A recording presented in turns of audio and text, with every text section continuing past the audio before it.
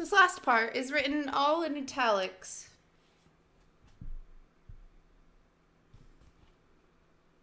It was Maya who kept them going.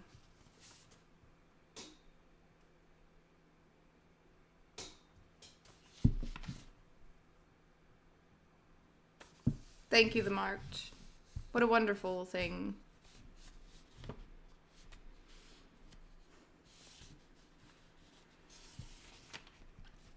It was Maya who kept them going. Maya who drove them into heading south. The refuge under the dolmen was just that.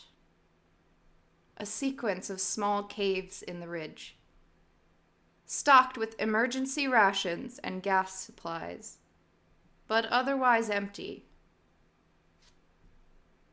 After a few days to rest and catch up on sleep and food, Maya began to complain.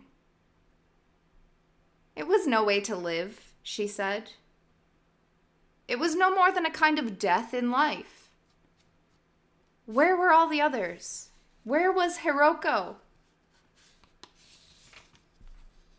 Michelle and Casey explained again that the hidden colony was in the south,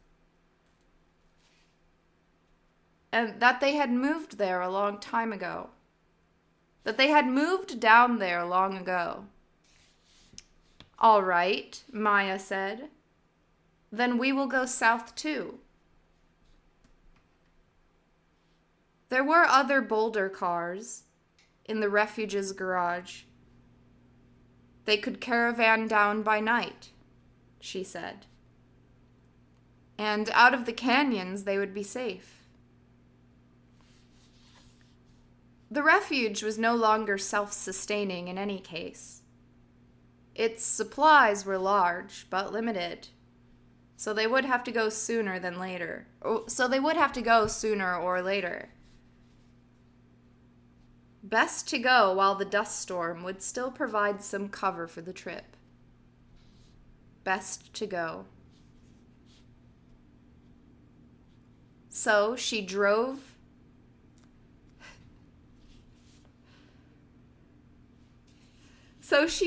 the tired little group to action. They loaded 2 cars and took off again. South across the great rumpled plains of Margarifter Sinus.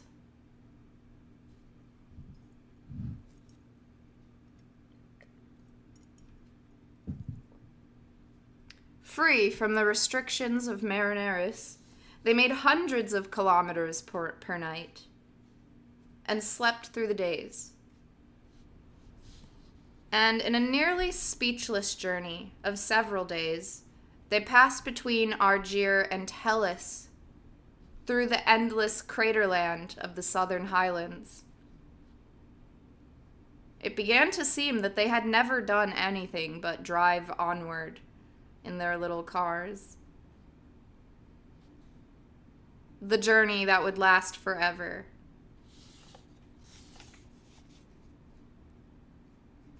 But then one night, they drove into the layered terrain of the polar region. They drove onto the layered terrain of the polar region.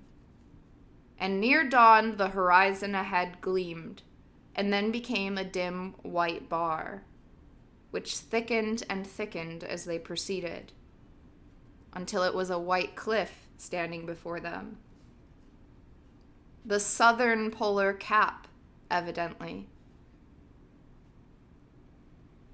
Michelle and Casey took over the 2 driver's seats and conferred over the intercom in low voices. They drove on until they reached the white cliff, and they continued to drive straight at it until they were on frozen, crusted sand that was under the bulk of the ice. The cliff was an enormous overhang, like a wave stopped in the moment it was about to crash onto a beach. There was a tunnel cut into the ice at the bottom of the cliff, and a figure in a walker appeared and directed the two rovers into it. I almost choked on my spit. Sorry. Oh, God. The tunnel led them straight into the ice for what must have been a kilometer at least. The tunnel was wide enough for 2 or 3 rovers and had a low ceiling. The ice around them was pure white. Dry ice only lightly streaked by stratification. They passed through 2 locks filling the tunnel, and in the 3rd lock, Michelle and Casey stopped the rovers and opened the locks and climbed down. Maya, Nadia, Sax, Simon, and Anne followed them out of the cars. They walked down the tunnel in silence. Then the tunnel opened up, and they found Big Man making sweet love to a Yeti. Now, stilled by the sight that met them. The tunnel opened up and they all stopped, stilled by the sight that met them.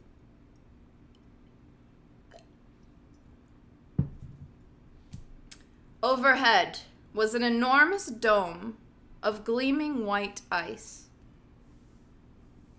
They stood under it as if under a giant overturned bowl.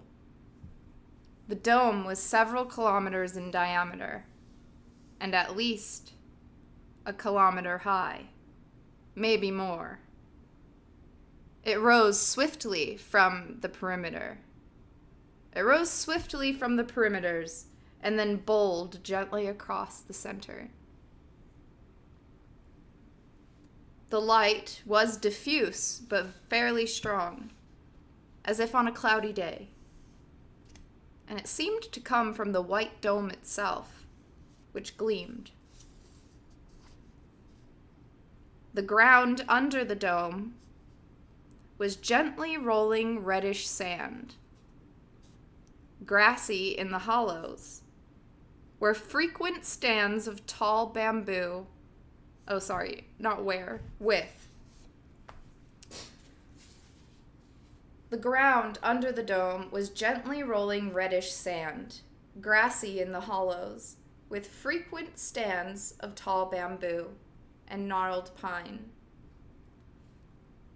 There were some small hillocks to the right,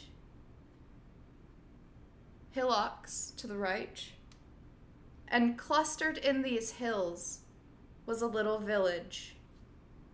1- and 2-story houses painted white and blue.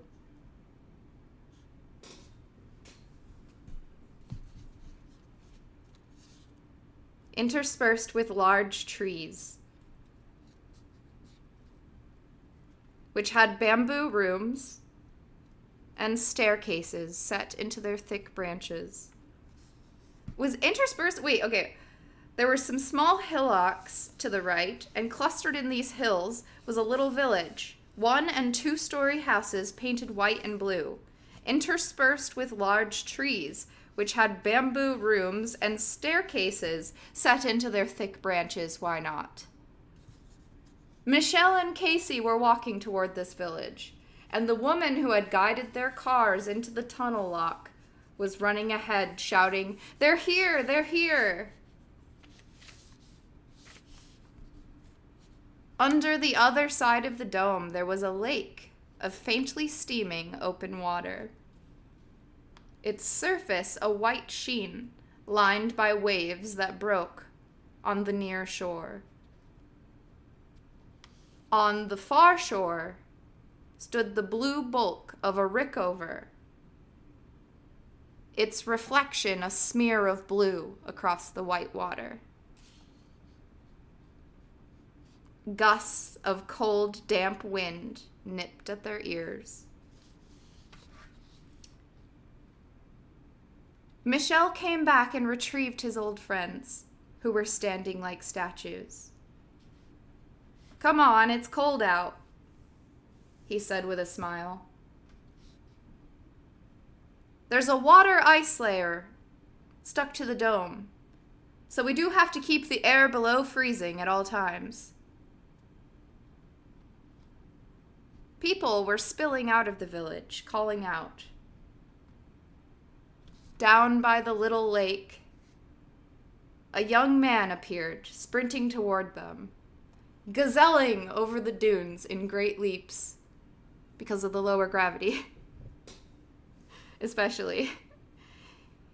Even after all their years on Mars, such a flying run still looked dreamlike to the first 100. And it took a while before Simon clutched Anne by the arm and cried, "That's Peter! That's Peter!" "Peter?" she said. And then they were in a crush of people. Many of them young folk and children. Strangers, but with familiar faces. Oh God. Everywhere, making their way to the fore. Hiroko and Iwao. Raul, Ria, Jean, Peter, crashing in to hug Anne and Simon. And there were Vlad and Ursula and Marina and several others from the Acheron group. And Arkady. No Arkady so far, god damn it. And several others from the Acheron group. All clustered around them, reaching to touch them. "What is this place?" Maya cried. "This is home," Hiroko said. "This is where we start again." The end.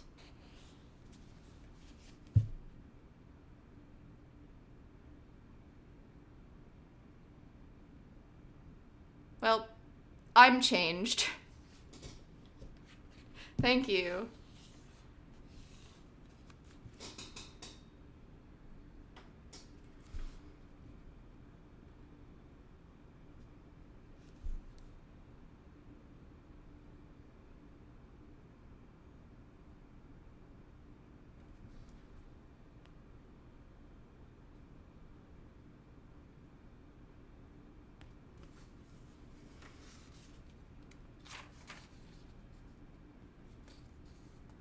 Oh, wow. Chronology. This would have been useful. Although, I mean, spoilers.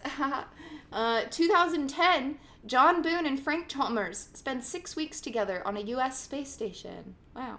In 2020, John Boone, age 38, lands on Mars in a group of 4. He steps out first. Lucky bastard. And in 2026, Ares leaves Earth's orbit for Mars. In 2027, the first 100 land on Mars. In 2032, Japanese and other groups arrive on Mars. 2035... Wait, Hiroko is in the first 100. She's Japanese, but they're making it sound like she wasn't there. Okay, so the first 100, including Japanese Hiroko, land on Mars. And then in 2032, Japanese and other groups arrive on Mars. 2035, Hiroko and the farm team depart, farmersonly.com. 2046, John Boone begins his sabotage investigation. 2047, the birth of Peter Claiborne. In 2048, the first applications of the gerontological treatment, aka the vaccine of old age. 2049, the beginning of the Great Storm. Busy 3 years. Busy few years. And 2051 is the end of the Great Storm. 2052, the first Olympus Mons Festival. Aw, John was still alive, and he threw the best party.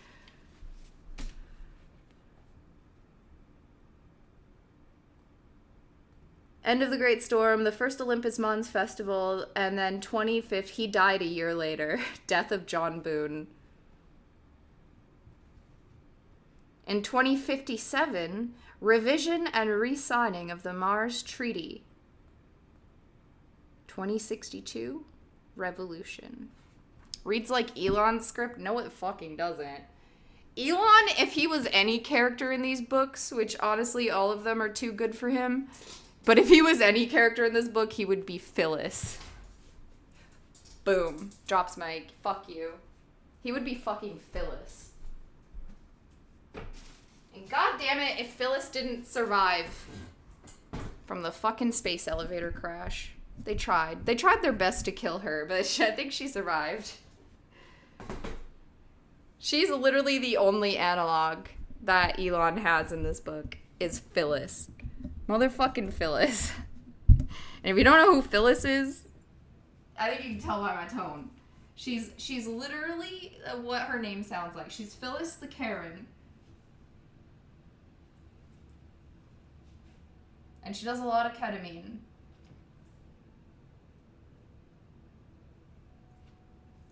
But also, if you don't know who Phyllis was, then you didn't listen to the whole fucking book.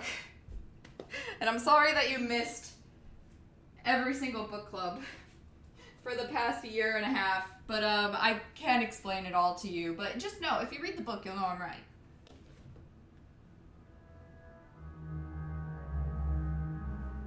Wow. Okay, that was really fun.